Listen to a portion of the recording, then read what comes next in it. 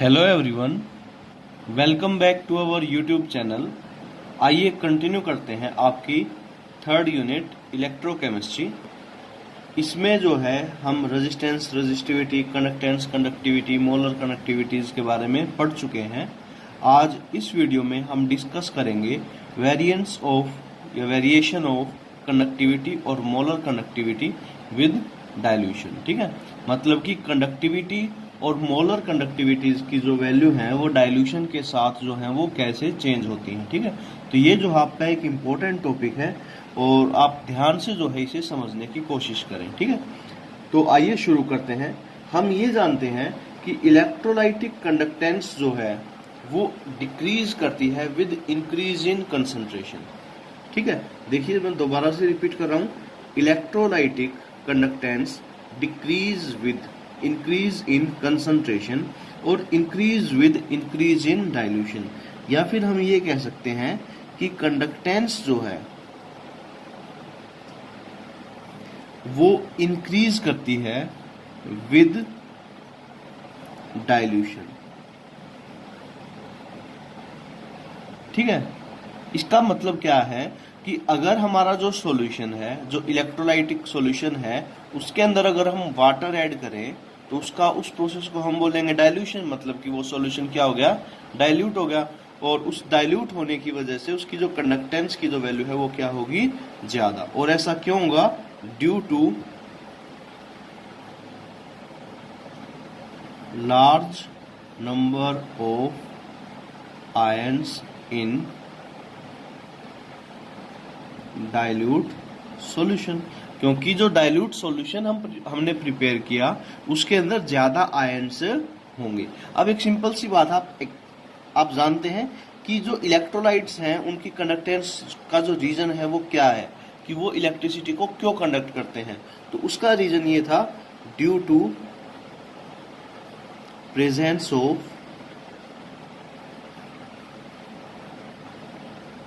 Ions.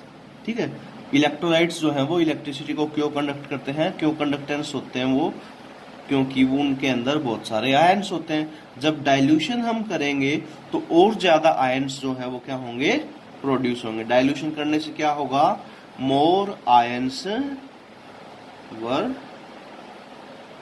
या are produced. ठीक है, मतलब कि और ज्यादा आयंस प्रोड्यूस होंगे डाइल्यूशन के साथ। इसका मतलब वो और भी ज्यादा कंडक्टेंस शो करेंगे। ठीक है, as with dilution more ions are produced in solution, so conductance also increase on dilution. Both specific conductance और conductivity and molar conductivity change with concentration. Specific conductance जो है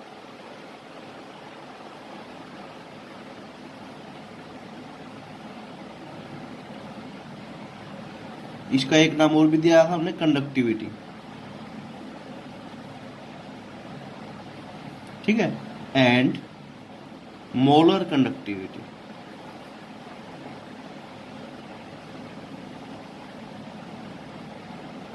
देखिए, ये जो है स्पेसिफिक कंडक्टेंस या फिर कंडक्टिविटी और मोलर कंडक्टिविटी, ये दोनों चीजें जो है वेरी करती हैं, चेंज होती हैं डाइल्यूशन के साथ। ठीक है, बट इनके चेंज होने का जो पैटर्न है वो अलग अलग है। ठीक है, वो जो है वो हमें अब डिस्कस करना है। ठीक है, तो लिख लेते हैं, अपॉन डाइल्यूशन, मतलब कि डाइल्यूशन के साथ स्पेसिफिक कंडक्टेंस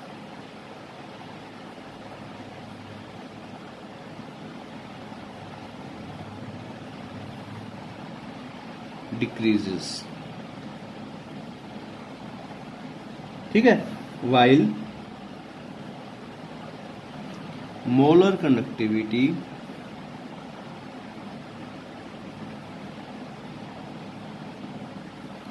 increases।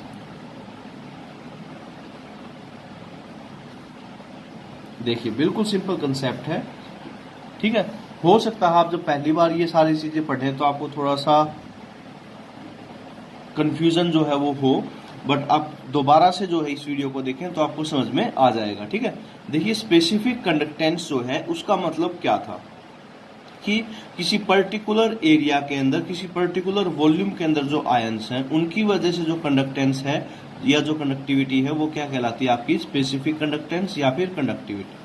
तो डाइल्यूशन जब हम करेंगे तो किसी पर्टिकुलर वॉल्यूम के अंदर जो है नंबर ऑफ आयंस जो है वो क्या हो जाएंगे, कम हो जाएंगे। जैसे मान लीजिए ये आपने एक एरिया जो है वो सिलेक्ट किया,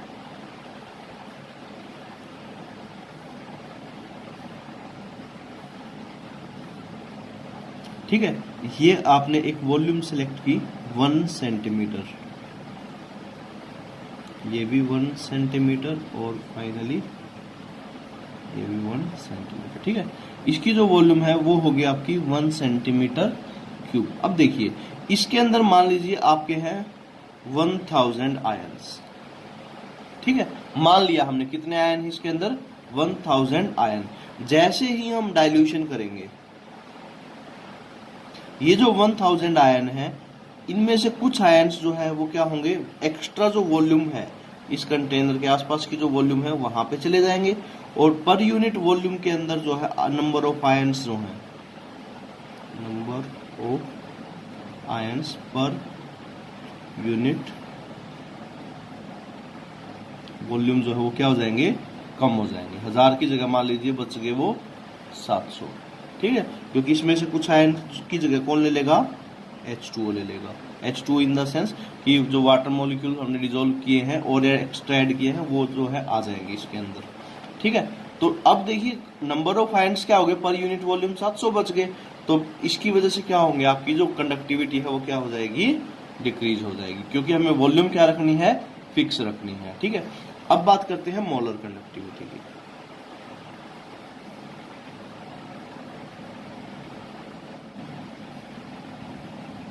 इंक्रीज विद डाइल्यूशन, ठीक है।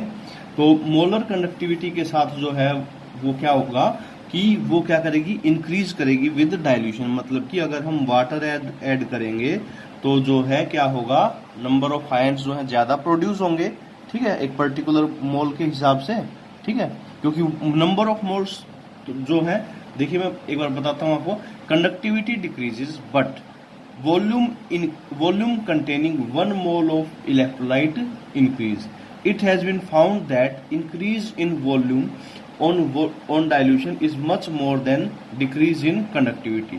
तो वॉल्यूम में जो इंक्रीज होता है वो इतना ज्यादा होता है कि वो डिक्रीज इन जो कंडक्टिविटी है उसको क्या कर देता है, कंपनसेट कर देता है, ठीक है। तो आइए इससे रिलेटेड कुछ न्यूमेरिकल वैल्यूज हैं जो मैं आपको बता देता हूं। ये देखिए कंसंट्रेशन, ठीक है, कंसंट्रेशन अगर मैं रखूं 0.1, 0.05, 0.01, 0.005, ये 4 कंसंट्रेशन पे हम वैल्यूज कंपेयर करते हैं। मान लीजिए HCl की वैल्यू, हाइड्रोक्लोरिक एसिड की वैल्यू, ठीक है। तो इसके लिए जो कंडक्टेंस की जो वैल्यूज है या कंडक्टिविटी की जो वैल्यूज हैं वो होंगी आपकी 391, इसके लिए है 399, इसके लिए 412, इसके लिए है 415, ठीक है। तो आप देख सकते हैं कि जब हम कंसंट्रेशन को डिक्रीज कर देते हैं, ठीक है, तो क्या हो रहा है, यहाँ पे जो कंडक्टिविटी है वो क्या हो रही है, इंक्रीज कर रही है, ठीक है। तो आई होप जो है कि आपको ये बात समझ में आ चुकी है, ठीक है। चलिए आगे हम बात करते हैं variation of molar conductivity with concentration of for strong and weak electrolyte, ठीक है। अब हम बात करेंगे मोलर कंडक्टिविटी की वेरिएशन स्ट्रॉन्ग के लिए और वीक के लिए। मतलब स्ट्रॉन्ग इलेक्ट्रोलाइट्स जो हैं और जो वीक इलेक्ट्रोलाइट्स हैं उसमें वेरिएशन जो है वो थोड़ी अलग अलग होती है, ठीक है। तो वो जो है हम समझते हैं, और यहाँ से जो है आपका एक इम्पोर्टेंट रूल जो है वो भी हमें पढ़ने को मिलेगा, ठीक है। उसको डी बाई हकल ऑनसेगर इक्वेशन के नाम से हम स्टडी करते हैं, ठीक है। तो देखिए सबसे पहली बात हम स्ट्रॉन्ग इलेक्ट्रोलाइट के लिए पढ़ते हैं। The molar conductivity when concentration approaches to 0, जब हमारा जो कंसंट्रेशन है उसको क्या कर दें, 0 कर दें। मतलब कि उसको वाटर जो है, उसके अंदर वाटर जो है वो कंटिन्यूसली क्या करते रहेंगे, हम ऐड करते रहेंगे, ठीक है। तो वो जो है उसको हम कहते हैं molar conductivity eight infinite dilution, molar conductivity eight infinite dilution. ठीक है, तो इनफाइनाइट डाइल्यूशन भी इसको हम कह देते हैं। ठीक है, उसको डिनोट करते हैं लैम्डा एम नॉट। ठीक है, मतलब कि कंसंट्रेशन जो है वो ऑलमोस्ट क्या है, जीरो है। ठीक है, इस कंसंट्रेशन पे when C is almost zero या अप्रोचेस टू जीरो। ठीक है, तो जब लिमिटिंग मोलर कंडक्टिविटी हमें निकालनी हो तो वो जो है आपकी होगी limiting molar conductivity eight infinite dilution minus AC की पावर 1/2 या फिर lambda M not minus A√C। ये एक्सप्रेशन जो है आप याद कर लें, ए नहीं है सॉरी, लैम्डा है आपका। ठीक है, ये जो इक्वेशन आपकी ये कहलाती है डी-बाई-हकल-ऑनसैगर इक्वेशन। ठीक है, ये जो है लो कंसंट्रेशन, जब कंसंट्रेशन बहुत कम होती है तब हम इसको आसानी से अप्लाई कर सकते हैं। ठीक है, तो किसी भी कंसंट्रेशन पे जो है हम लो कंसंट्रेशन पे हम स्ट्रॉन्ग इलेक्ट्रोलाइट्स के ऊपर इसको अप्लाई कर सकते हैं। अब देखते हैं वीक इलेक्ट्रोलाइट्स के लिए। ये तो स्ट्रॉन्ग के लिए हो गया आपका केस। ठीक है, अब बात करते हैं वीक इलेक्ट्रोलाइट्स के लिए। Weak electrolyte dissociate to a much lesser extent as compare to the strong electrolyte. ये जो है जल्दी से डिसोशिएट तो होंगे नहीं। ठीक है, therefore molar conductivity is low as compare to that of strong electrolyte. तो हम लिख देते हैं दे हैव लो या लेस लिखना ज्यादा सही रहेगा, लेस मोलर कंडक्टिविटी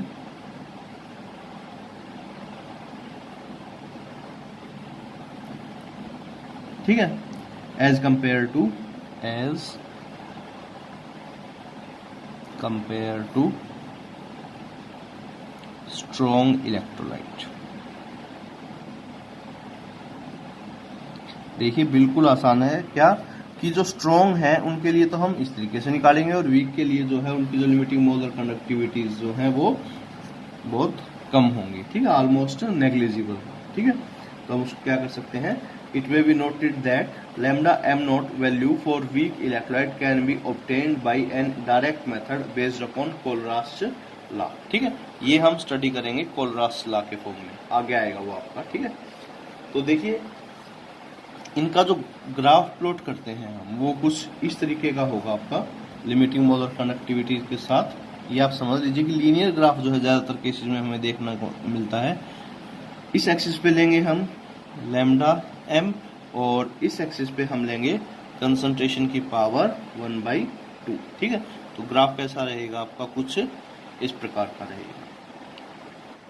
तो आइए उसके बाद हम स्टडी करेंगे कोलरास लॉ नेक्स्ट वीडियो में।